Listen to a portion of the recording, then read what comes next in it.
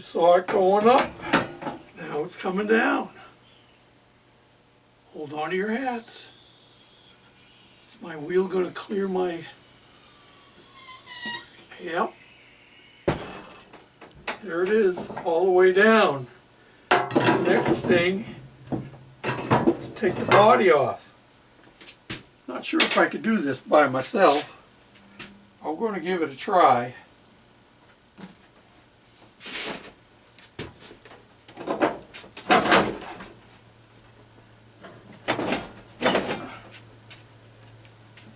It is unbolted, but looks like one of the bolts is holding up.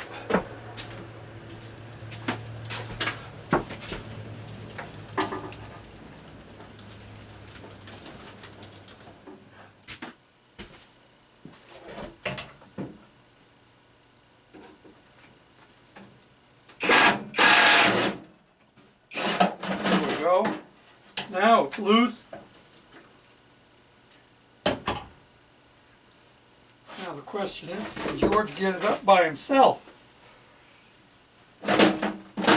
Probably not. Or maybe. Have I got everything disconnected? I think so.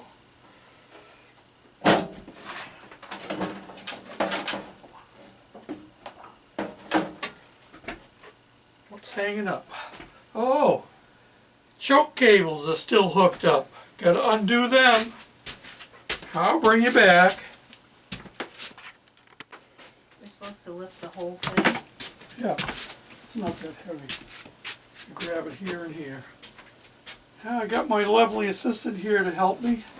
Oh, it's that part. I didn't know. Okay. Oh, it's...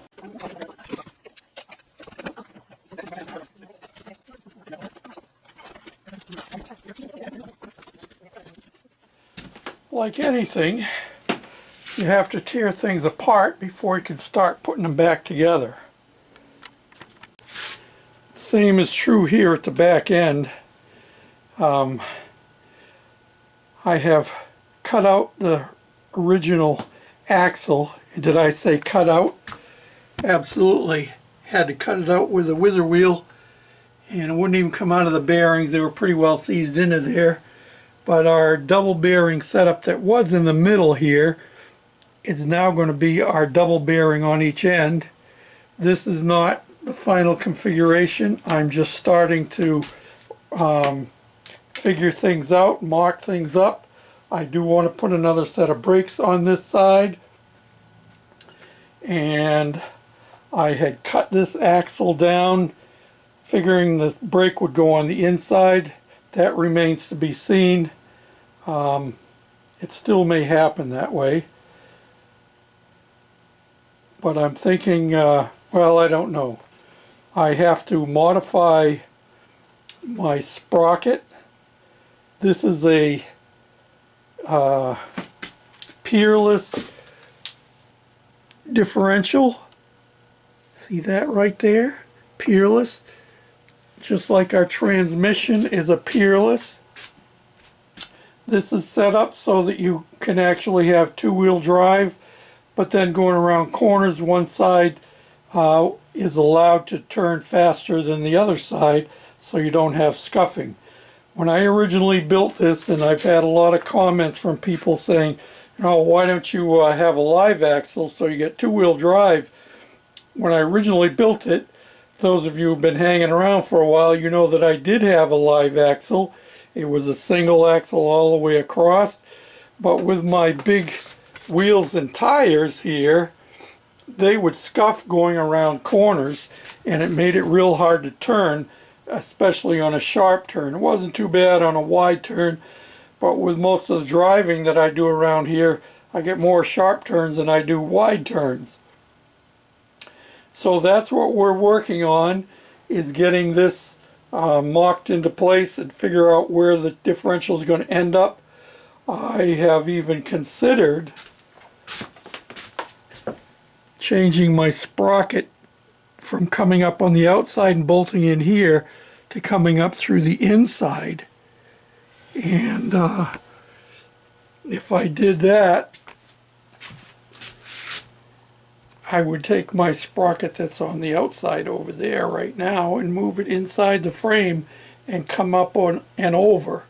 And I already have this bushing set up here that I had used at one point, and I could put another idler sprocket in there to get it up and over, but that remains to be seen. Those are things I'm thinking about but have not been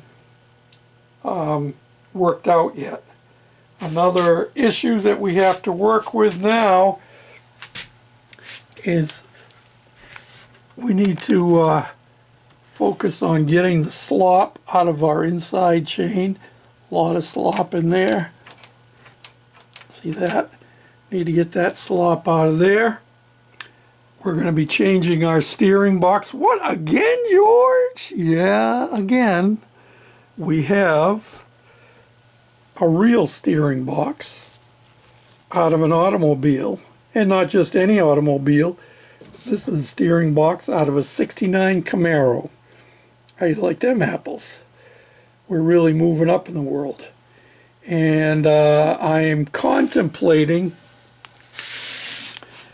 dropping it down inside the frame here so that the pitman arm will actually come out through the frame. I had done that way back in the early days, and I don't know that I can even find it now. I had a hole in the side of the frame. Oh yeah, let's see, get you down here. Maybe you can see the outline of it still. Can you see that right there? Yeah. Where I had welded it up, plugged the hole. So we may go back to that kind of a setup. We'll see. Because one of the issues with using an automobile steering wheel is that it turns the opposite way. Just like, well, you remember the other steering wheel we had, and it's sitting over there in the bottom of my toolbox.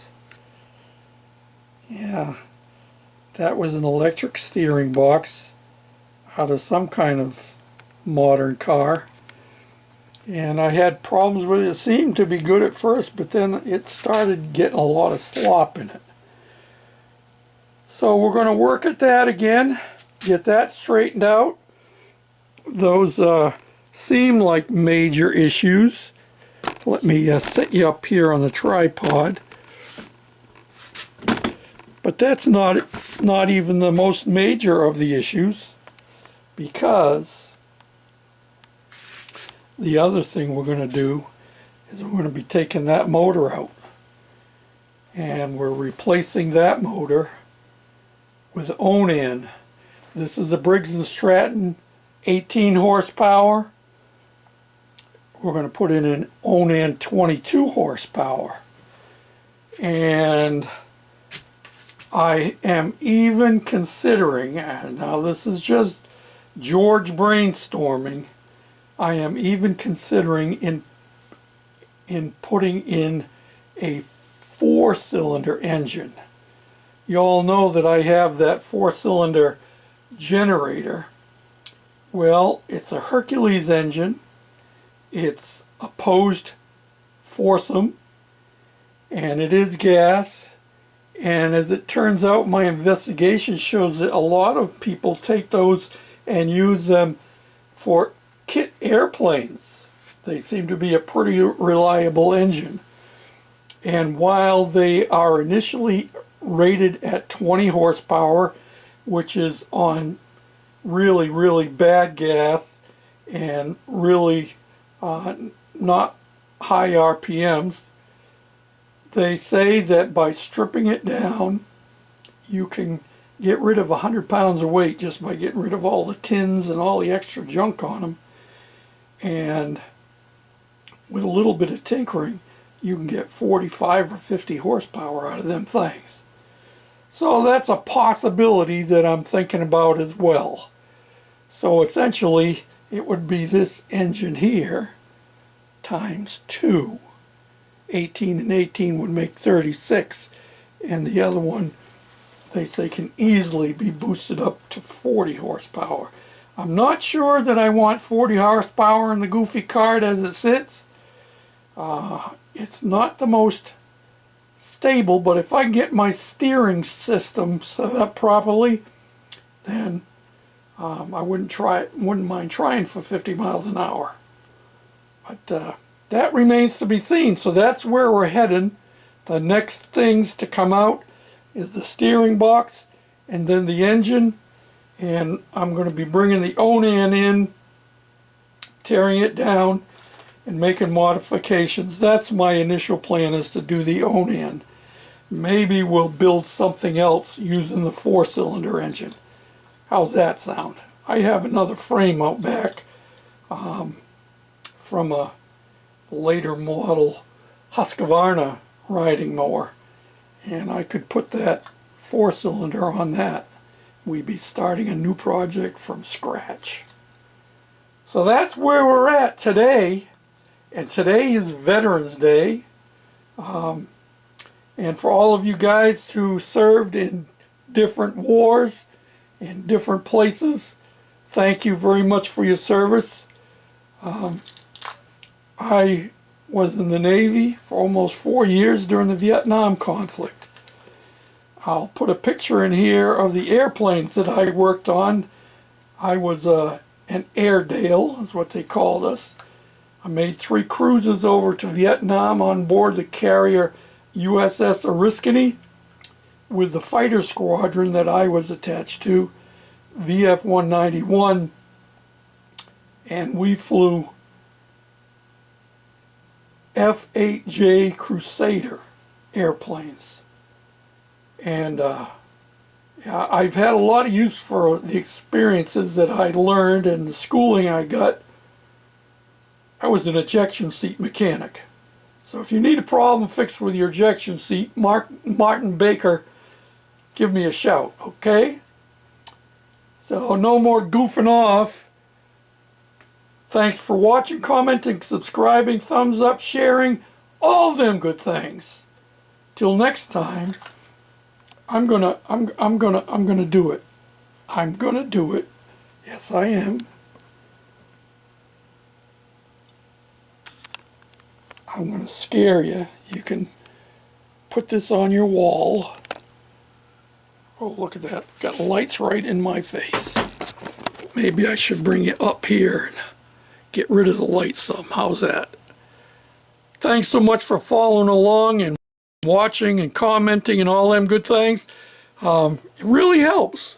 And I enjoy the comments. I reply to every comment. And I've asked once before for guys to reply to my reply to your comment, because I don't know if you make further replies. I just don't see them. I'm not sure if that's because you don't do them or because somehow the algorithms suck them up. Beautiful day here in Tennessee. Sun is shining, skies are blue, temperatures around 72 degrees. Can't get much better than that. Till next time, this is George. Bye for now.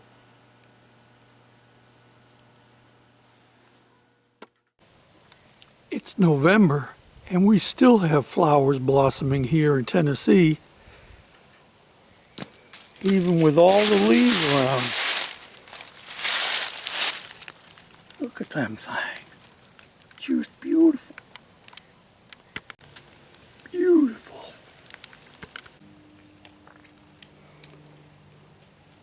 They're going by for sure. Still getting beautiful tomatoes off my vine. My favorite flowers.